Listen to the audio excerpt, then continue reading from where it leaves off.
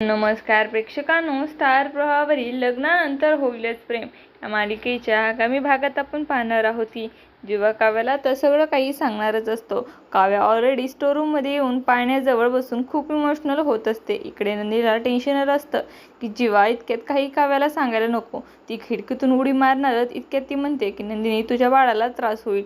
Nandini directly काव्याला phone करते आणि म्हणते, काव्या, जीवाचं काही ऐकू नको. फोन हा पात उचलतो. इकडे जीवा हा काव्याला सांगण्याचा प्रयत्न करत असतो. काव्याला म्हणतो की या पाण्यामध्ये 2 नाही तर फक्त एकच बाळ असेल तर. काव्या म्हणत असते की म्हणजे तू असं म्हणूच कसू शकतस. आम्ही दोघेही मिळून प्रेग्नन्सीचा प्लॅन केलाय.